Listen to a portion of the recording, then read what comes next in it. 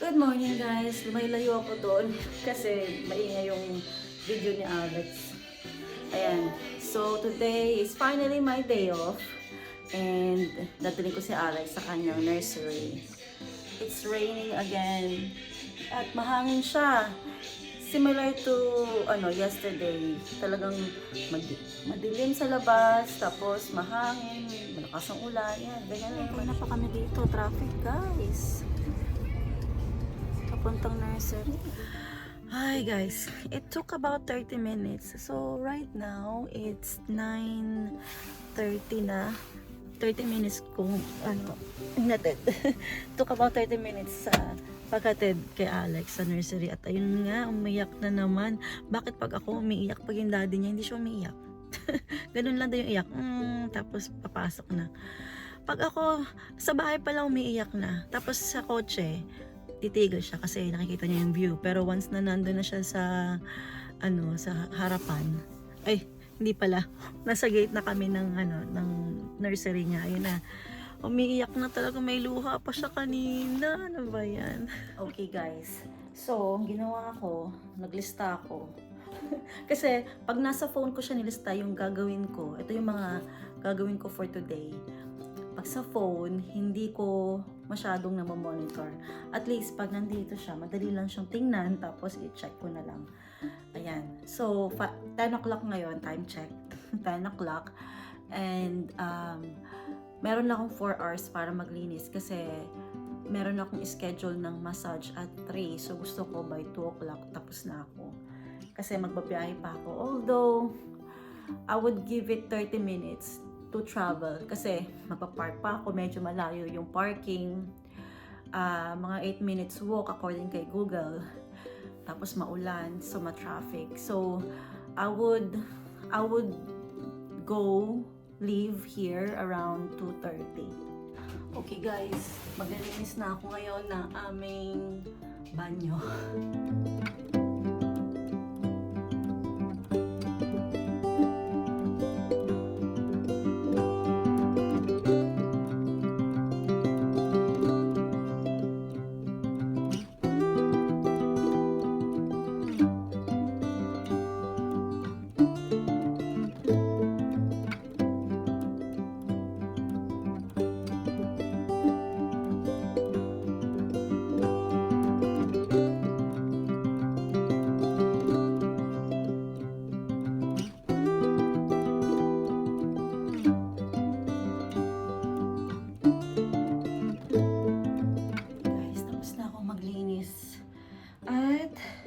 I think it took me about more than 30 minutes. So, meron tayong dalawang basura. Time check guys, 11:48. Gutom na ako, kakain muna ako. Ang dami ko pang gagawin. I have to be honest. I think hindi ko magagawa lahat. So, gutom na ako. Ito ang kakainin ko, sandwich. Kung matatanong nyo, bakit dalawa yung washing machine doon? Yung isa po doon, tumble dryer. Bakit puti? Lahat itim. Kasi actually, lahat ng appliances na binili ko, puro itim. However, si Steve yung bumili ng tumble dryer. And I don't know why. Puti yung binili niya. Anyway, before, yung tumble dryer namin nasa taas. Don't ask me why, pero nasa taas siya. Ngayon, so sabi ko, kailangan ko siyang ibaba dito. Kasi nga, it's supposed to be together. Dito po sa UK, ang old houses, kasi old na to 1920s pa to dinesign nila yung kitchen na nandun yung mga washing machine tsaka tumble dryer kung meron. Basta gano'n, nasa kitchen. So, yung mga modern houses na ngayon, wala na pong ganyan. So, meron ng designated laundry room for that. So, yun yung aking pinapangarap, but I don't think matutupad siya in this house kasi nga limited lang yung space namin unless magpa-extend kami doon dito sa side. Masyado siya nagpa-pop yung colors niya, no? Kasi black and brown dito Brown yung aming mga cupboard. Tapos, siya lang talaga yung white. Pero, we're not going to change it. Kasi nga, okay pa siya. So, I think it would last 10 years. And it's been, if I'm not mistaken, maybe 5 years. So, patagal pa siya. Patagal pang ang lifespan niya.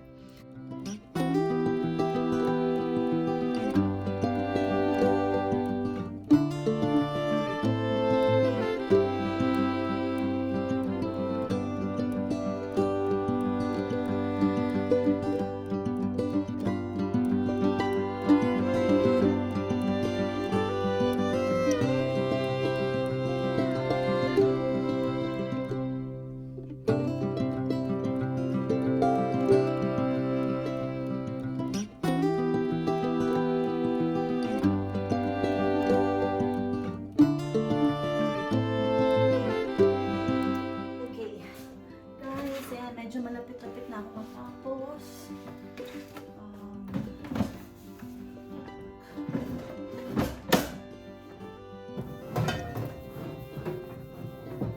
So, this one, tatapon ko na to. Ayan guys, so after nito, kailangan ko naman pumunta ng post office ng Poundland. Bibili ako ng yung pinapabili sa akin. Bibili ako ng gift. Tapos, kung may time pa sana, pupunta ako ng charity shop para mag-donate. But, I doubt it. Parang feeling ko tuloy. Dahil dun sa, sa massage ko. Kaya medyo mamadali ako. Pero kung hindi dahil sa massage, I think meron pa akong time para mag-chill sana. At hindi ako ganitong aligaga. Napaka-aligaga ako. Ayan. So, kahit pa paano medyo malinis na itong countertop. Okay guys, so ang next ko naman gagawin ay ipapasok ko yung mga bins doon. I mean, nasa labas na. So, na-collect na lahat ng bins. Ngayon, papasok ko na siya dito sa loob ng gate namin. And, yeah. Time check. 1 o'clock. Okay, guys. Ngayon naman, ilalagay ko naman to sa labas kasi chinarge ko to kahapon. So, I'm not sure how many percentage na to. But, yeah. So, ikakabit ko na to sa labas. Okay guys, so this time, mag-blow dry naman ako ng aking hair and then mag-i-straighten ako ng hair ko. So guys, yan ang before. And then, and after. Oh. Straight na yung buhok ko guys.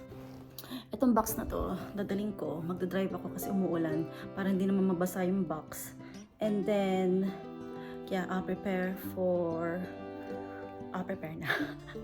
Ang hectic ng schedule ko guys.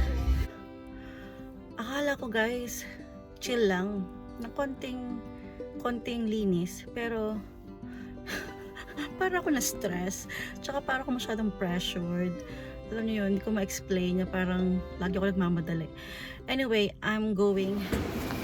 Pagod akong magbuhat, guys. Hindi siya ganun kabigat, pero ang laki kasi. So, ang hirap niyang i-hug. Ang hirap niyang buhatin. Okay, guys. Ngayon, pupunta na ako ng Poundland. And then, Tesco. Ayan.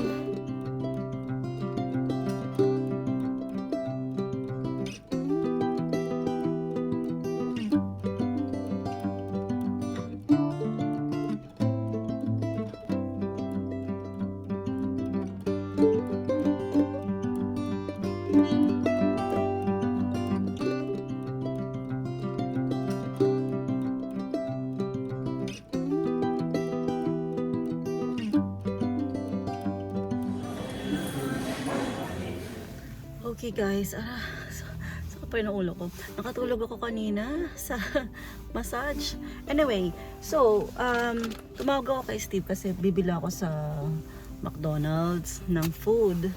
Ngayon, hindi siya sumasagot. So, nung naka-order na ako, tapos nakuha ko na yung in-order ko. Ito nga palang in-order ko. Burger, milkshake, tsaka fries.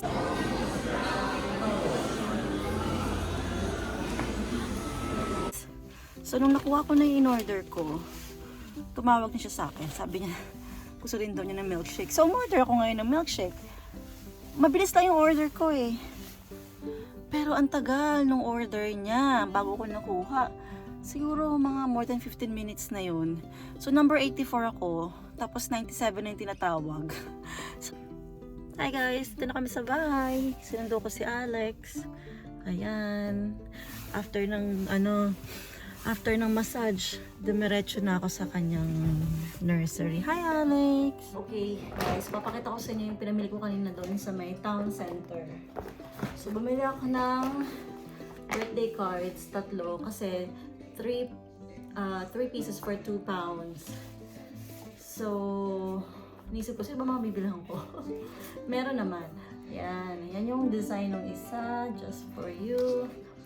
Tapos, birthday treats, tsaka woohoo birthday celebrations. Yan. Anyway, bumili din ako ng paper bag kasi lahat na ng birthday paper bag na recycle ko na. Wala nang natira. Kasi ganun naman, recycle lang. Kasi may tatapon mo, diba? So for the next occasion, so gagamitin mo. Binila ko si Alex nito book. Tapos, ito for gift. Kasi, naisip ko, dagdagan yung gift ko dun kay Mia. Tapos, nagpabili si Karen ng toffee fee. So, 4 pieces na to. Caramel.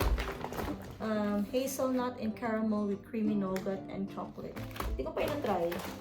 Tapos, nagpabili din siya ng KitKat Chunky. So, 6 pieces niyan. Ayan. 5. Yan na, 5. 6. Okay, so ito yung gift ko.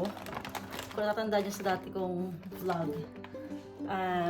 Ito yung hand cream, yung perfume, yung lip balm, tapos chocolates, tsaka ito, yung water bottle. Ayan. And of course, yung kanyang birthday card. Wait lang. Oh. Yan. Okay guys, gabi na. Alas 8 na. So, gagawin ko naman ngayon ay wait lang. Magkakat ako ng mango para kay Alex. Bago siya matulog, papakainin ko siya ng mango. And then, after that, mag-prepare ako ng kanyang milk. And then, we're gonna go upstairs para mag-ready na kami matulog. Guys, maganda yung mangga na nakuha ko.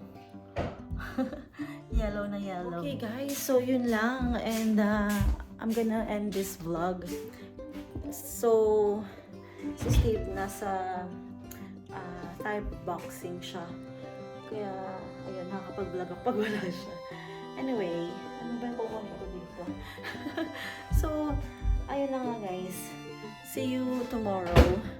And, tingnan niyo si Alex. Ayun. Naglalaro siya. Okay, see you again tomorrow. Thanks for watching. Bye-bye.